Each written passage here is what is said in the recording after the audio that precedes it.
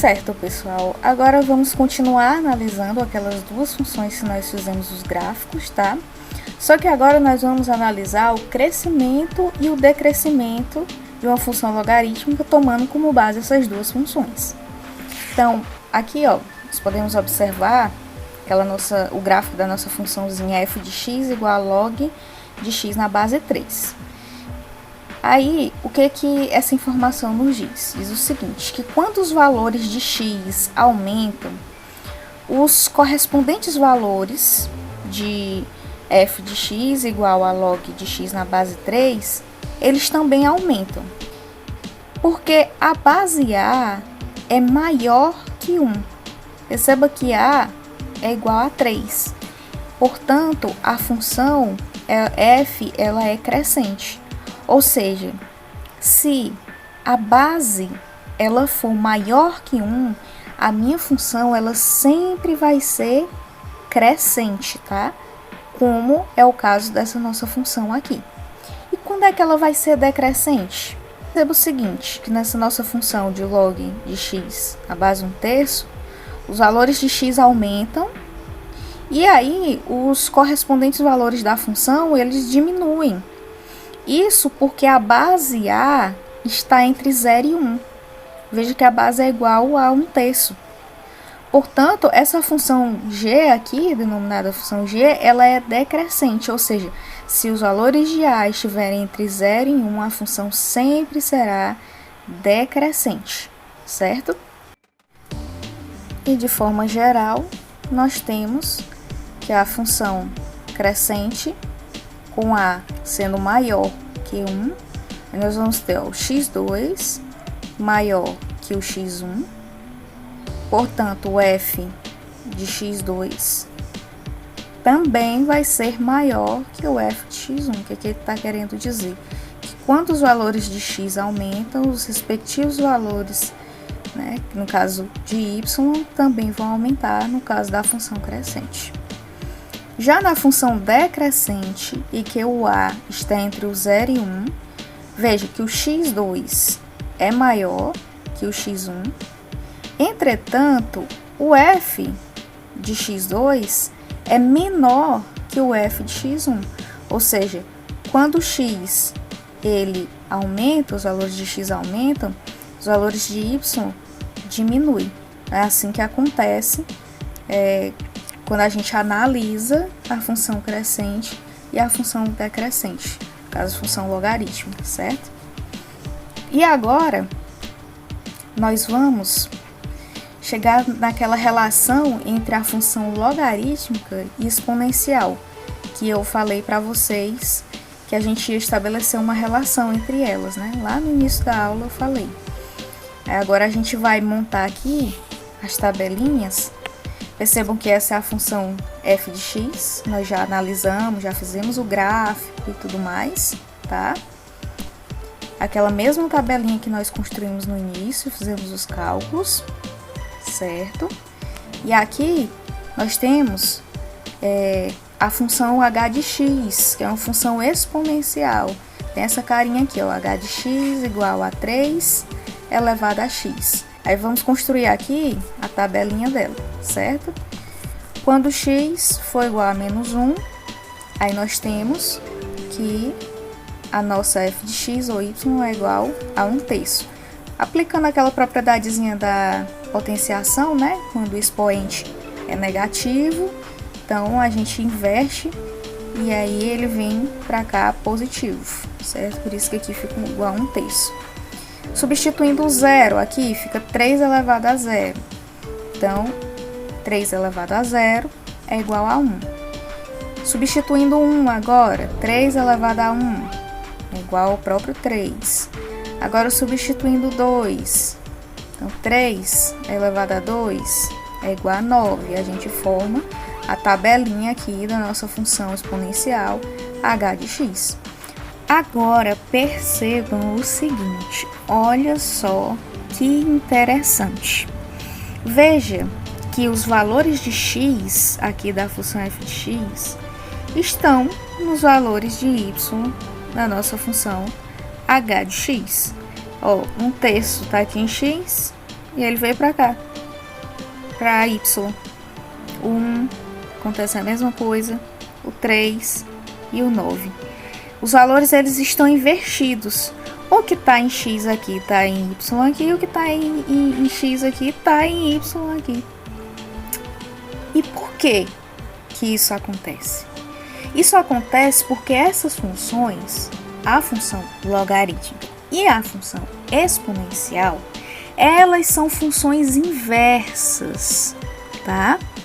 E funções inversas, elas podem ser até escritas na forma, né, de f elevado a menos 1 ou de h elevado a menos 1, enfim, justamente por quê? Porque a função inversa, ela associa um elemento y de uma determinada função ao elemento x de outra função. Ou seja, a imagem, né, de uma função pertence ao domínio da outra função. Que interessante isso. E o mais interessante ainda é o gráfico dessas funções inversas, porque é um gráfico que é simétrico e o que estabelece isso é uma terceira função que nós chamamos de função identidade. Maria Eduarda, eu não estou entendendo nada. O que isso quer dizer? Para facilitar a vida de vocês, eu trouxe esse gráfico aqui que explica, que eu vou explicar, né, mais ou menos como é que isso funciona. Essa daqui é a função identidade. A gente pode até escrever ela como y igual a x. A gente já estudou em aulas anteriores essa função aqui, né? Função identidade. E aí essa função, ela divide esses quadrantes aqui em partes iguais, né? Esse quadrante aqui e esse outro quadrante aqui. E em relação a essa função, o gráfico da f de x, que é a função logarítmica, tá da mesma corzinha aqui, ela vai ser inversa a esse gráfico aqui da função h de x. Isso é muito interessante. Então, dá para a gente ver, tanto aqui nas tabelinhas, quanto no gráfico, essa relação estabelecida entre a função logarítmica e a função exponencial, tá? E agora é hora de praticar. Agora, para finalizar, vamos ver aqui algumas questões. Essa primeira questão diz assim: durante os estudos sobre o crescimento de uma determinada árvore, foi possível modelar o crescimento dela no decorrer do tempo por meio da função at igual a 1 mais log de 5 mais t na base 3, em que t é o tempo em anos e a de t é a altura em metros. Sendo assim, podemos afirmar que a altura dessa árvore após 4 anos será de... Então, percebam só que ele já deu a nossa funçãozinha, né, em que t vai ser o tempo de anos e a de t é a altura em metros, então ficou fácil, né?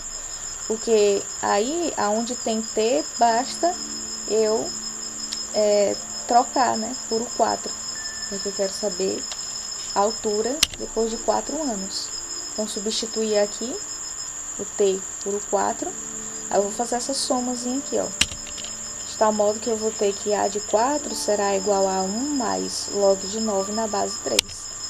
1 mais log de 9 na base 3 é igual a 2. Logo, a de 4 é igual a 1 mais 3, ou seja, a de 4 vai ser igual a 3 metros. Alternativa D. Agora vamos para mais uma questão, essa questão do Enem, bem interessante. A questão diz assim: a escala de magnitude de momento, abreviada como MMS e denotada como MW, introduzida em 1979 por Thomas Rodgers e Hiro Kanamori, substituiu a escala de Richter para medir a magnitude dos terremotos em termos de energia liberada. Menos conhecida pelo público, a MMS é, no entanto, a escala usada para estimular as magnitudes de todos os grandes terremotos da atualidade.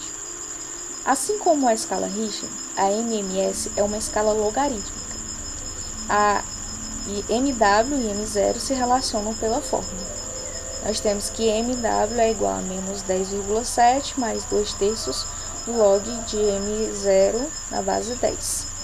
Onde M0 é o momento sísmico, usualmente estimado a partir dos registros de movimento da superfície através dos sismogramas. cuja unidade é o DIN/cm.